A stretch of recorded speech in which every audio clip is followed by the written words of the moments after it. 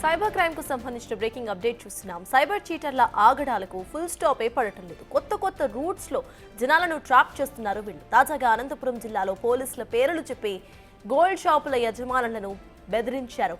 Kalyandurg SI పేరుతో WhatsApp profile ను create చేసుకుని జ్యువెలరీ షాప్స్ ని టార్గెట్ గా చేసుకున్నారు. దొంగల దగ్గర బంగారం కొంటున్నారని, తమకు డబ్బులు గనక ఇవ్వకపోతే కేసులు పెడతామంటూ బెదిరిస్తున్నారు. ఈ చీటర్ల మాటలకు భయపడి చాలా మంది లక్షల రూపాయలు పోగొట్టుకున్నట్లుగా సమాచారం. ఇటు సామాన్య జనాన్ని కూడా ఇదే తరహాలో బెదిరించడంతో ఈ ఫేక్ ఎస్ఐ వ్యవహారం పట్టణంలోనే హాట్ టాపిక్ గా మారింది.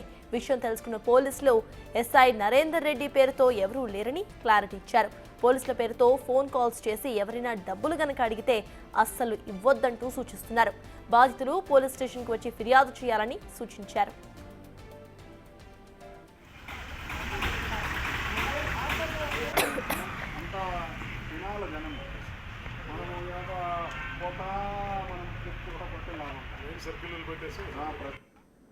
ఇక అనంతపురంలో జరిగిన ఈ సైబర్ క్రైమ్ కు సంబంధించిన అప్డేట్స్ మా ప్రతినిధి యోగానంద్ అందిస్తారు. యోగానంద్, చెప్పండి, ప్రొఫైల్ ఫోటోలో కనిపిస్తున్న వ్యక్తి చీటర్ అంటూ కూడా చెప్తున్నారు. అసలు పోలీసులు ఎటువంటి చర్యలు చేపడుతున్నారు? దీనికి సంబంధించిన అప్డేట్స్ ఏంటి?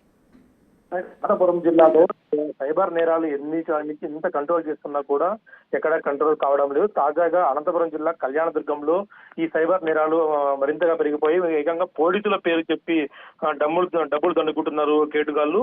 ఒక ఎస్ఐ నరేందర్ రెడ్డి అనే పేరుతో ఒక ఫేక్ ట్రూ కాలర్ ద్వారా ఒక నెంబర్ క్రియేట్ చేసుకుని ఆ నెంబర్ నుంచి అనేక మంది జ్యువెలరీ షాప్ యజమానులకు అలాగే అనేక మందికి ఫోన్ చేసి మీరు దొంగ బంగారం కొంటున్నారు, మీతో దొంగతనం జరిగింది కదా, ఆ బంగారం రికవరీ అయ్యింది అంటూ కూడా ప్రజలను మభ్యపెట్టి వారి ద్వారా మీకు ఆ బంగారం కావాలంటే మాకు డబ్బులు ఎంతో కొంత ఇచ్చుకోవాలి అంటూ కూడా నేను ఎస్ఐ మాట్లాడుతున్నానంటూ కూడా అనేక మందికి ఫోన్ చేసి బెదిరిస్తున్న వ్యక్తిని తాజాగా పోలీసులు ఇతనిపై కేసు నమోదు చేశారు. కేసు నమోదు చేసి రూరల్ యువరాజు అనే సీఐ కూడా దర్యాప్తు చేస్తూ ఉన్నారు. అయితే నరేందర్ రెడ్డి అనే పేరుతో ఎటువంటి కళ్యాణదుర్గం ప్రాంతంలో ఎటువంటి ఎస్ఐలు ఎవరు లేరు కాబట్టి మీరు ఎవరు కూడా డబ్బులు చెల్లించదండి.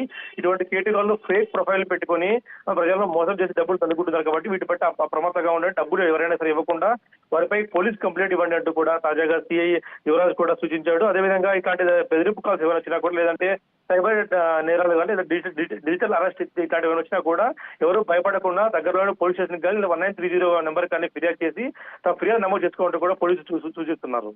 Right, thank you Yoganand.